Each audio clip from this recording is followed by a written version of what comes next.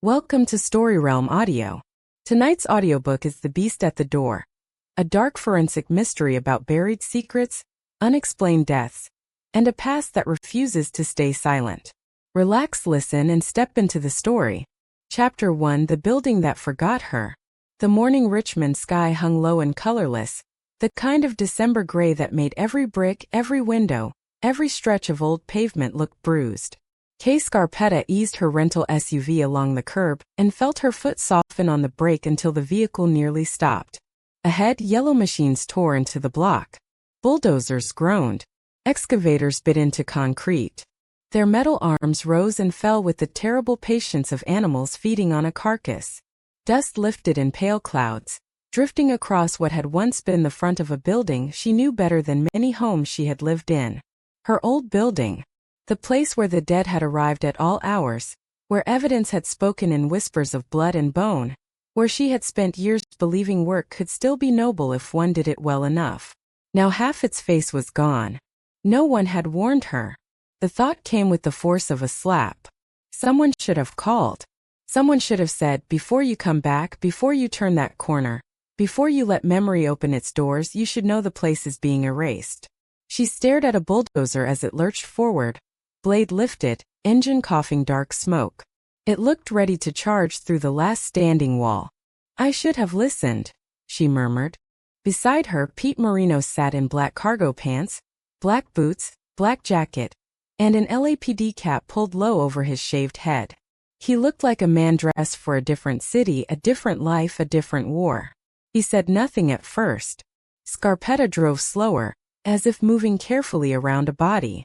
The back of the building still stood, stubborn and familiar.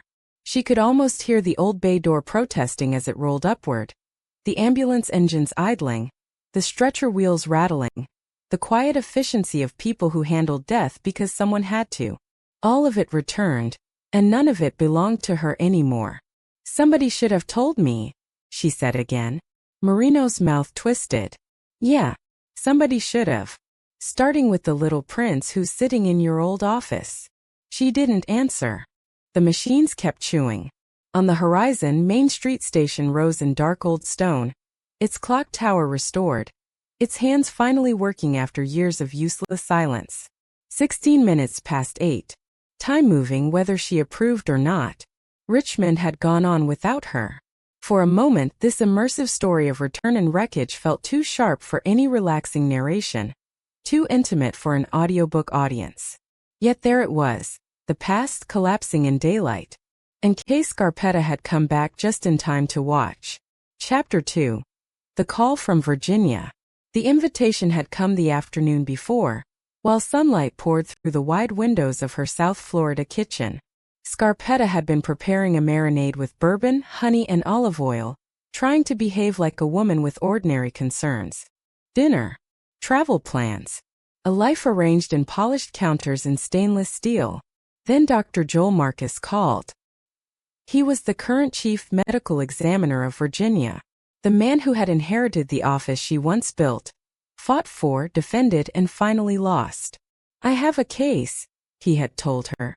A 14-year-old girl. Found dead in bed. She'd been homesick with the flu. Scarpetta had tucked the phone beneath her chin and poured the marinade over a lean steak sealed in a plastic bag. Who found her? She asked.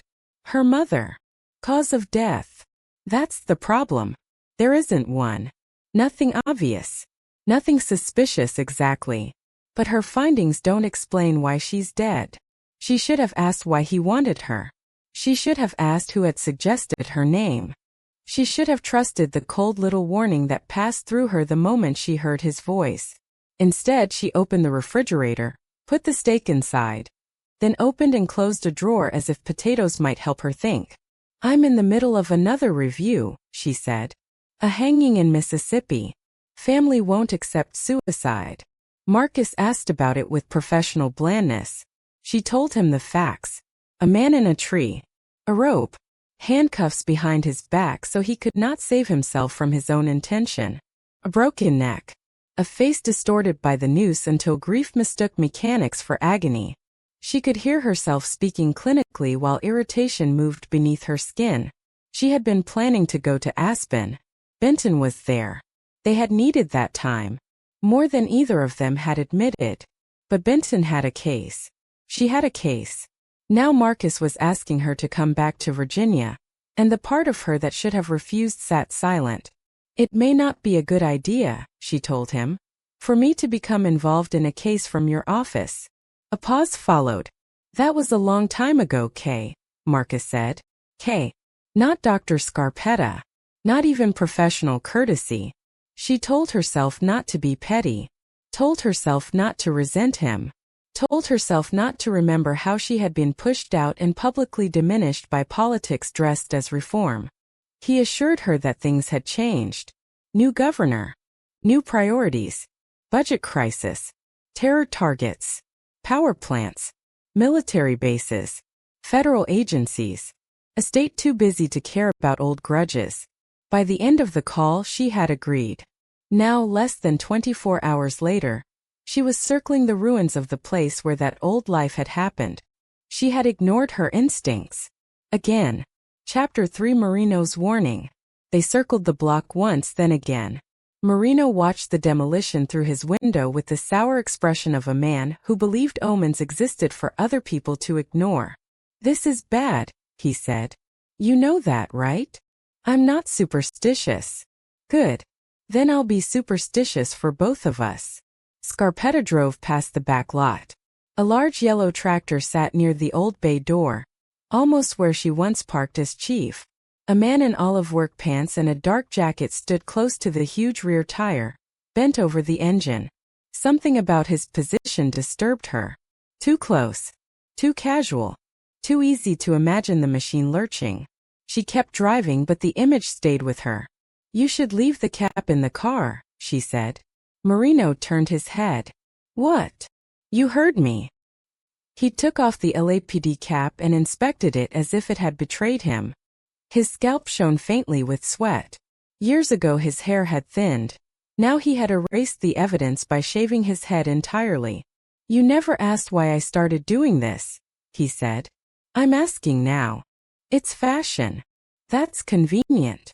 If you ain't got hair, Doc, might as well act like it was your idea. Despite herself, she smiled. He had changed. Not entirely. Pete Marino was still coarse, still needling, still capable of saying something offensive just to see if it landed. But he was lighter than she remembered, leaner, less swollen by bad habits. She had noticed and had not said so. You're in better shape, she told him.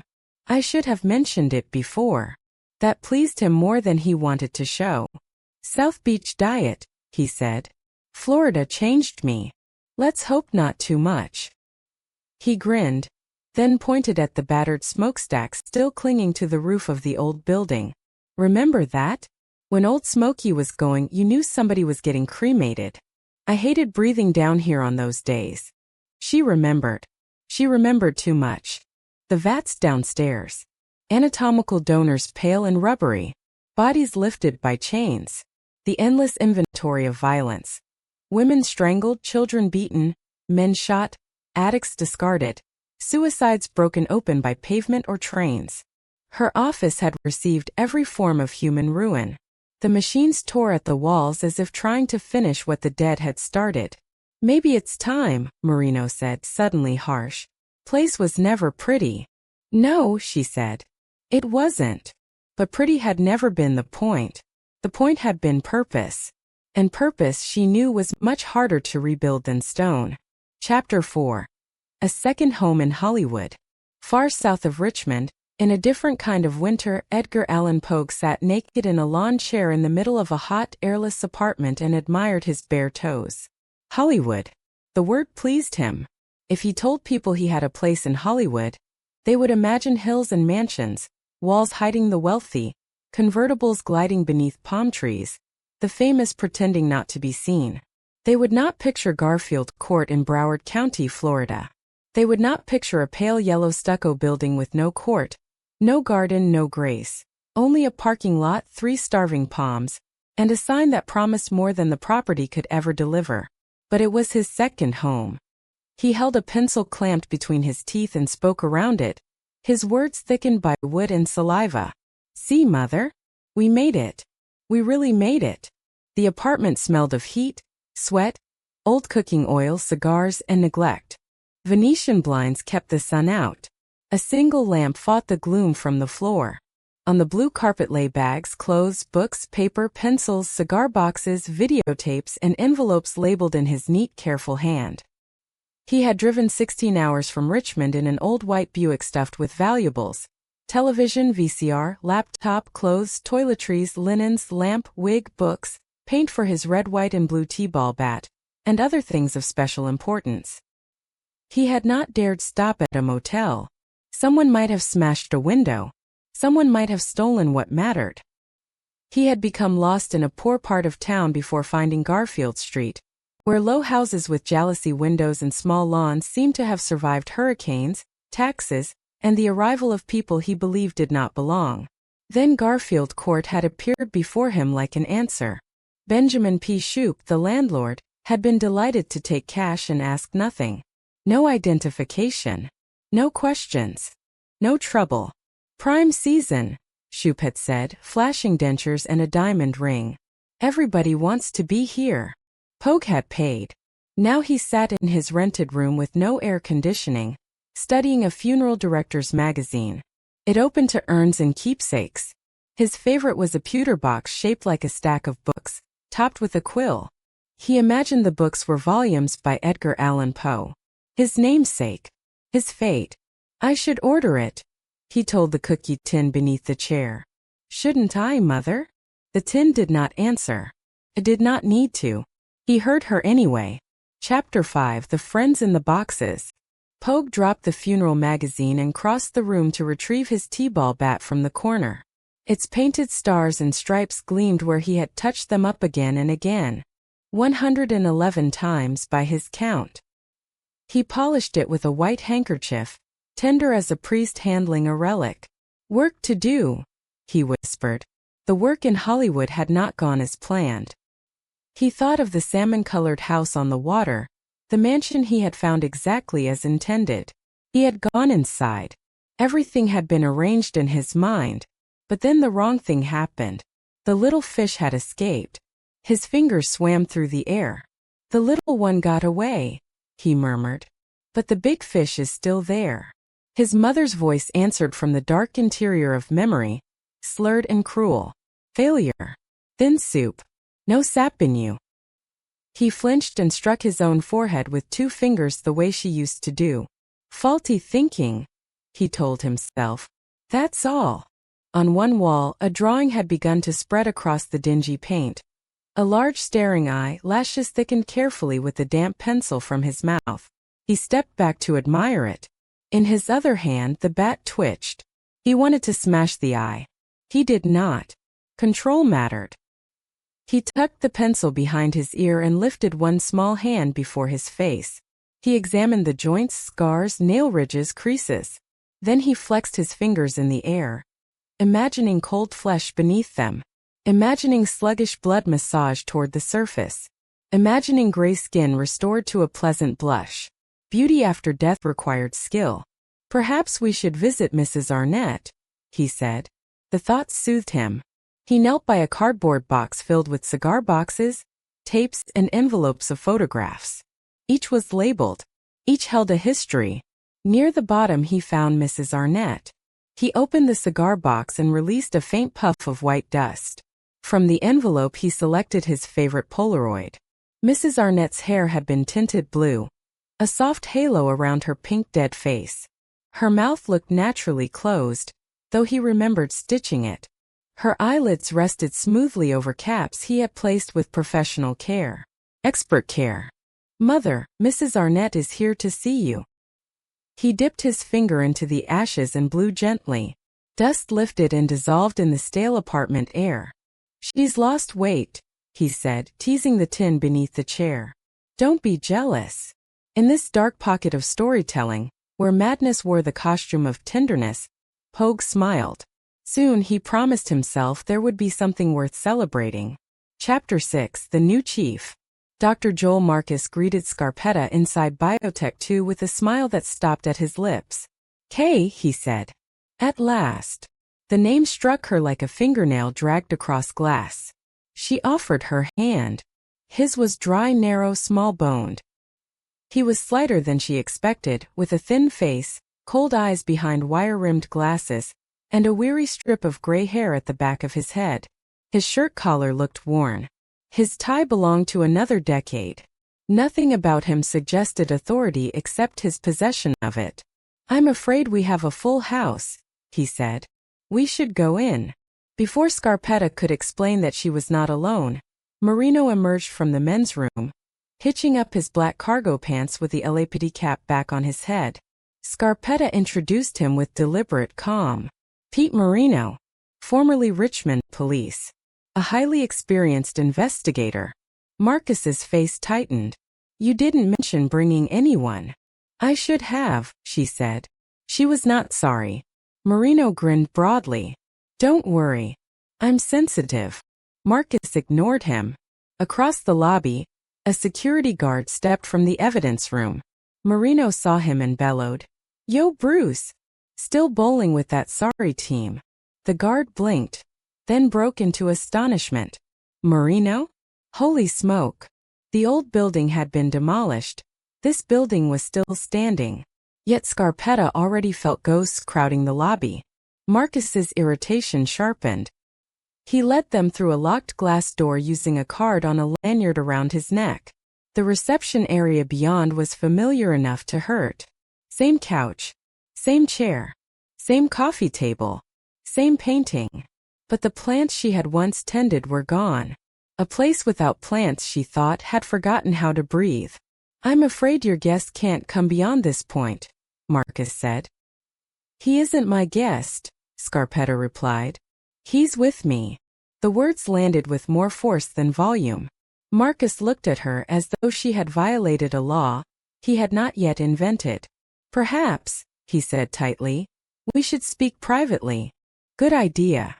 She turned to Marino. "Excuse us." "No problem." He wandered into a clerk's cubicle and immediately began charming, offending, and entertaining the young woman inside with autopsy photographs and absurd theories about brain weight, body fat, and drug dealers. Scarpetta followed Marcus down a corridor she had once owned in every meaningful way. The carpet still felt familiar beneath her shoes. That made it worse. Chapter 7: The Library of Neglect. The library door opened and Scarpetta stopped just inside. For a moment she forgot Marcus. She saw the room. Books lay abandoned on long tables.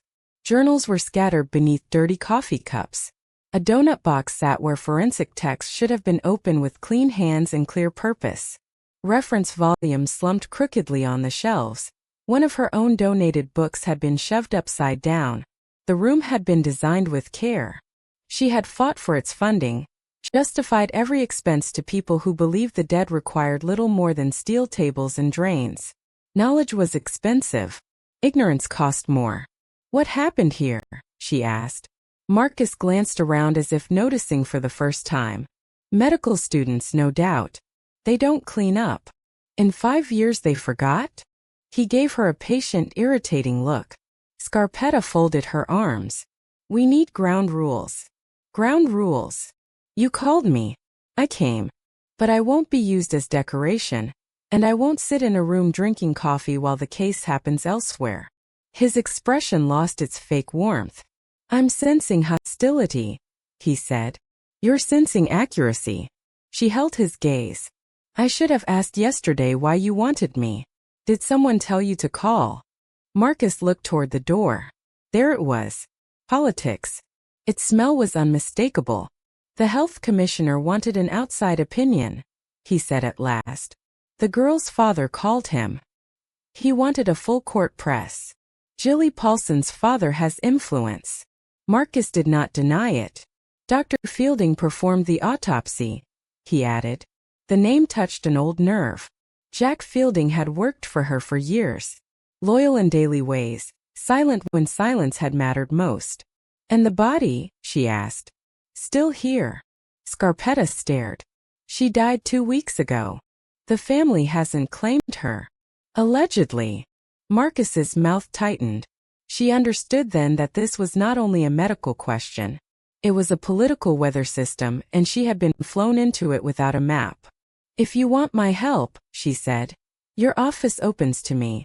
Records, staff, morgue, everything. And Marino stays." Marcus hesitated just long enough to prove he needed her. "Fine," he said. "One more thing. Don't call me Kay in front of your staff." He gave the smallest shrug, pretending the correction meant nothing. It meant enough. They left the library together, and Scarpetta knew the day had only begun its damage. Chapter 8. The Foot of the Table. In the conference room, Scarpetta chose the chair at the far end of the table. The foot. She had never sat there when the office was hers. Not once. Back then she had presided from the head, not because she craved position, but because responsibility had gravity and everyone in the room had understood where it rested. Now Marcus took that place.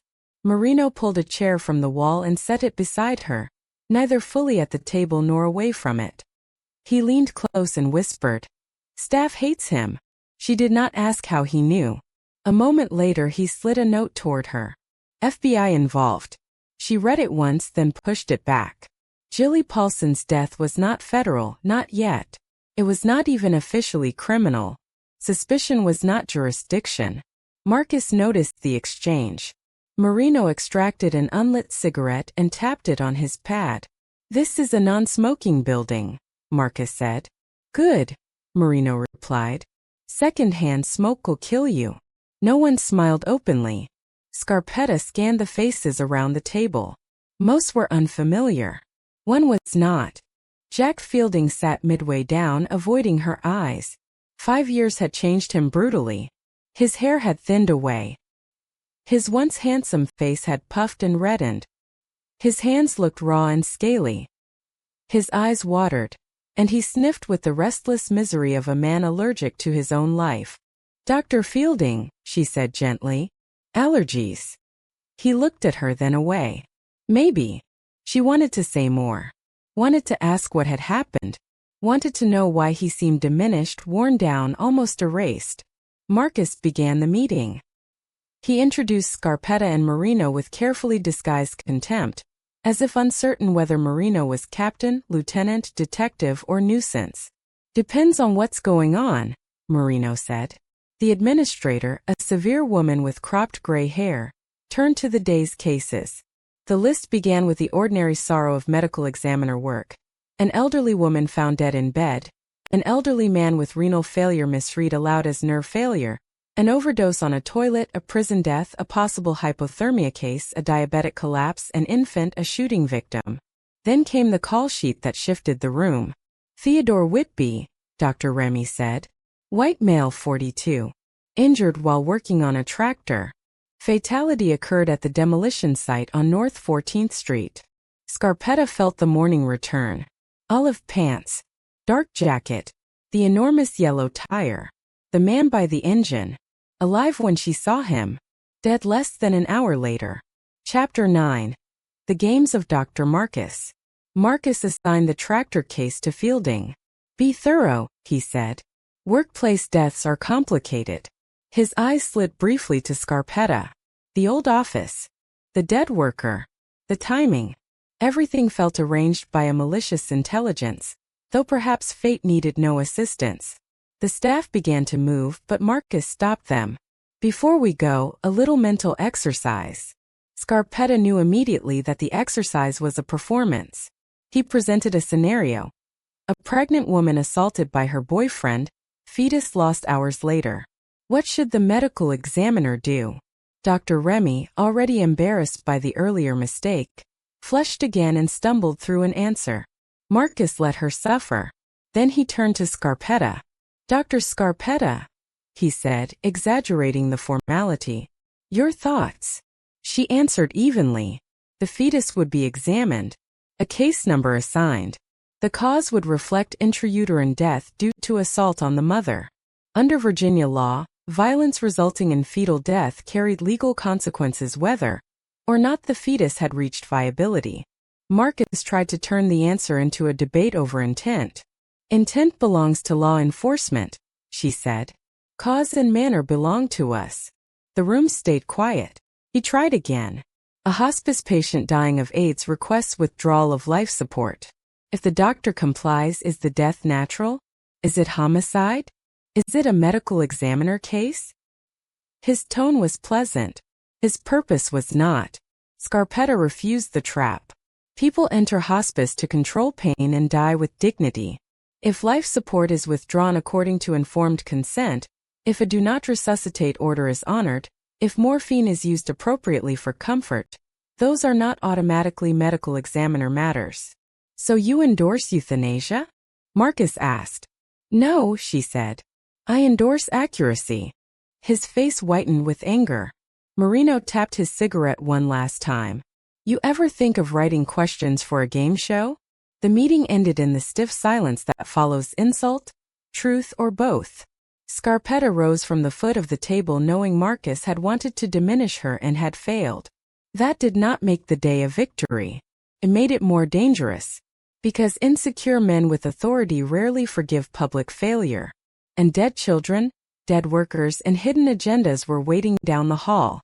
Chapter 10, Snow in Aspen. Benton Wesley stood inside his Aspen townhome with a cell phone pressed to his ear, moving from window to window in search of a stable signal. Outside, the snow had paused. Sunlight struck the mountains with a clarity that made every branch and ridge look sharpened. Magpies leapt through the trees, shaking loose white powder that drifted like smoke. Marino's voice crackled in and out. It's worse than you thought, Marino said. Marcus didn't invite her because he wanted help. He brought her in to take hits.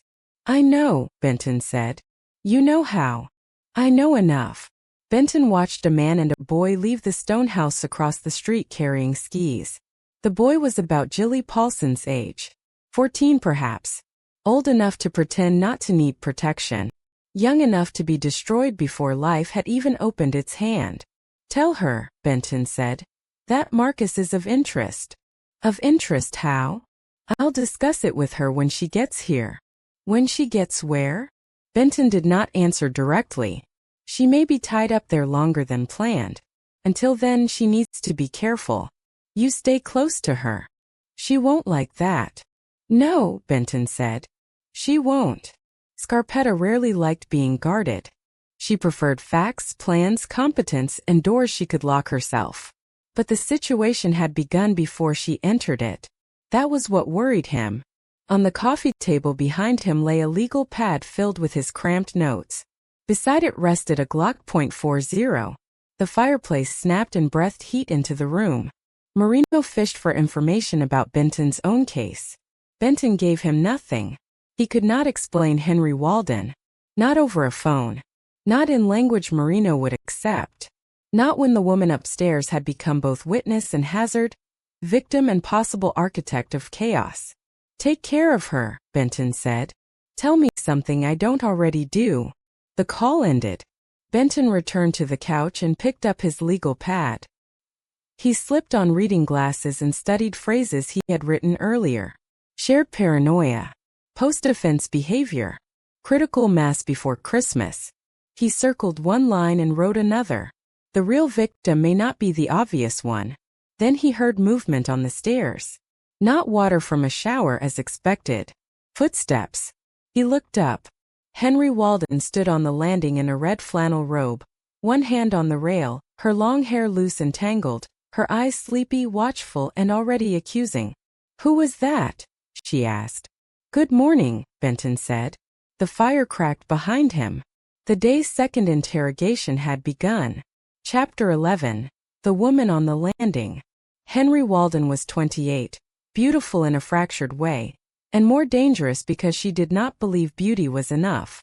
She stood on the stairs as if posing for a camera only she could see. You were talking to someone, she said. Was it Lucy? No. Disappointment crossed her face, followed instantly by anger. Then who? A private conversation. We talk about boundaries every day, Benton reminded her. Do you remember that? She smiled faintly. Was it Rudy? No. Rudy likes me. I could have had him. Benton said nothing. Henry had been brought to Aspen by Lucy, who was terrified in a way Benton had rarely seen. Someone had entered Lucy's Florida house while Henry was there with the flu. Someone had attacked her. The evidence said the assault was real. Henry's behavior complicated everything. She lied, provoked, seduced, withheld. She made herself the center of every room and then accused others of looking.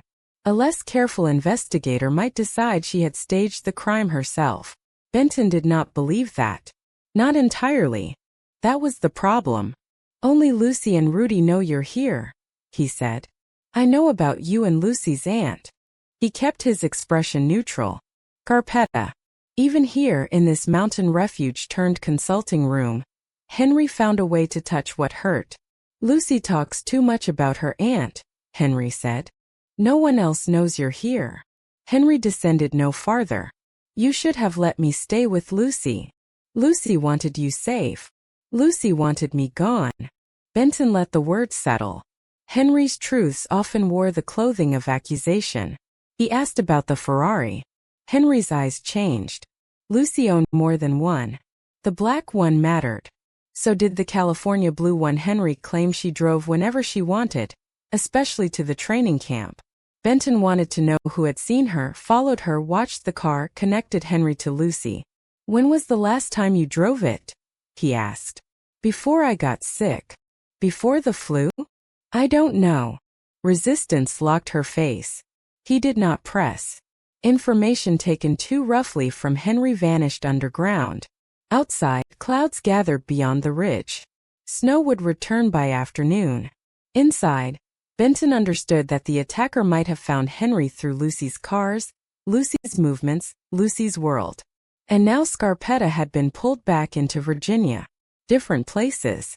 Different cases. But Benton had lived long enough among predators to know that separate shadows sometimes belong to the same approaching storm. Chapter 12. The Tractor Driver. The morgue at the Virginia Medical Examiner's office was alive with water, metal, fluorescent light, and the industrial breathing of ventilation. X-rays glowed on light boxes. Steel tables reflected the overhead brightness. Technicians moved in scrubs, masks, shoe covers, and gloves. Among them were young military trainees from Fort Lee, learning the solemn mechanics of handling the dead. Theodore Whitby lay on a gurney in the clothes he had died in. Olive work pants, black vinyl jacket, red clay dust, muddy boots. His name, T. Whitby, was embroidered in red thread on his chest. The tractor had crossed the middle of him. The pants were torn open at the thighs. Fat, muscle, and shattered bone pushed through split skin. His face bore a deep ragged wound that nearly detached the nose. Scarpetta leaned close. Run a stat alcohol and carbon monoxide, she told Fielding. You smell anything? No alcohol. No cherry pink color. Do it anyway. Workplace deaths become lawsuits before the body is cold. Fielding stood opposite her, clipboard in hand. In the morgue light, he looked worse than he had upstairs. The rash at his neck, the raw hands, the watery eyes. Time had not merely aged him. It had punished him.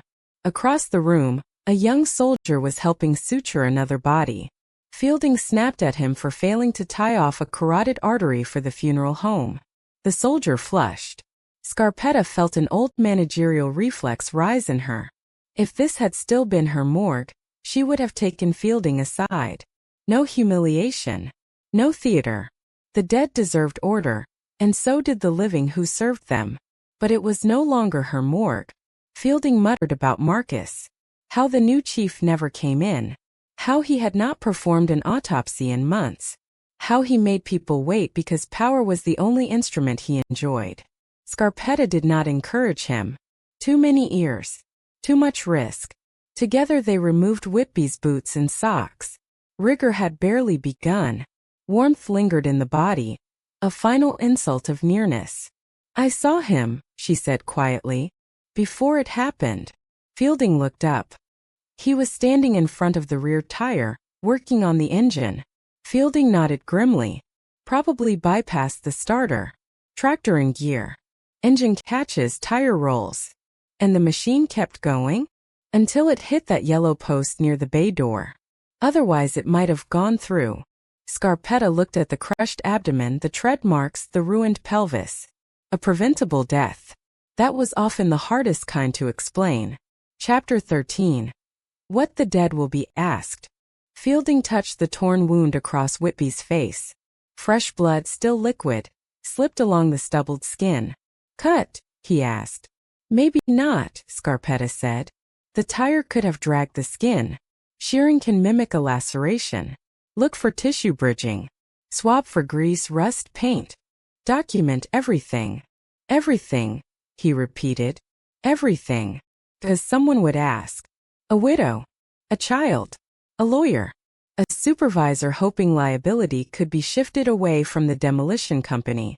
A family unable to bear that a man who knew tractors had made the oldest mistake around them. People don't want stupid accidents, Scarpetta said. They want villains. Fielding gave a short, humorless laugh. Money. Pain first. Money later. Lawyers translate grief into numbers, but grief starts as disbelief. She unbuckled Whitby's cheap belt and helped remove what remained of his pants. The tire had struck with massive blunt force. The abdominal cavity would likely be full of blood. Liver, spleen, bowel, bladder, pelvis. She could already predict the inventory. Fielding began sketching the facial injury on the body diagram. For a moment she saw him as he had been years earlier. Eager, strong, almost boyish in his hunger to learn. He had followed her into autopsy rooms and courtrooms, asked questions, studied reports, absorbed lessons. She had taught him to be meticulous. Now he seemed tired of caring, and that saddened her more than she expected. I should have called you before coming, she said. Yeah, he said. You should have. Then after a pause, dinner tonight? My place. Same house. 7, she said. With Marino? Don't call him my sidekick. Fielding almost smiled. He looks ridiculous in that cap. I told him. They worked in the rhythm of old colleagues, despite all that had gone unsaid. Around them, water ran and instruments clinked. The dead waited their turns with the patience only the dead possess. But Scarpetta's mind kept returning to Jilly Paulson. A girl dead after the flu. A body still unclaimed. A case that had brought her home under false courtesy and hidden pressure. In good forensic storytelling, the dead are not silent. They are simply difficult to hear. Scarpetta had built a life learning how to listen. Now she would have to listen inside an office that no longer welcomed her, for a child whose death might expose more than disease. Chapter 14, Boundaries by the Fire. In Aspen, Henry finally showered. When she returned, she moved silently across the carpet in fleece-lined suede slippers and settled into the tan leather chair opposite Benton. The red robe shifted as she tucked her legs beneath her, offering flashes of skin with calculated care. I took my shower, she said. That's good. Why do you care? Because small things help. Eating, sleeping, washing, moving, regaining control. She stared at him. I heard you talking. That remains a problem. He had written more on the legal pad while she was upstairs. Black Ferrari. Without permission. Followed from camp likely. Point of contact. He kept the pad angled away. Private conversations are private, he said. That's part of our agreement. I don't remember agreeing. You remember. Respect. Privacy. Modesty. Boundaries. She bent to inspect a toenail, letting the robe fall open. Benton rose calmly, picked up the Glock from the coffee table, carried it into the kitchen, and placed it high in a cupboard. Then he poured 2 cups of black coffee. By the time he returned, Henry had covered herself. My name isn't Henry, she said. What would you like me to call you? Nothing. You have 2 names. The one you were given and the one you used as an actress. I'm Henry, she said after a moment. Then I'll call you Henry. She asked about Scarpetta without using her name. What do you call her? Benton did not answer. Lucy told me all about you too. No, Benton thought. Lucy had not. Henry wanted reaction. She wanted injury. She wanted to prove that every boundary could be breached if she struck the right nerve. Why isn't she here? Henry asked. It's your vacation. Because you're here. That was partly true. Scarpetta had been hurt when he told her Aspen was impossible. He had said a case had come up. He had not explained that the case was a young woman Lucy had delivered into his care after an attack in her own house. He had promised explanations later. Later had become a dangerous country.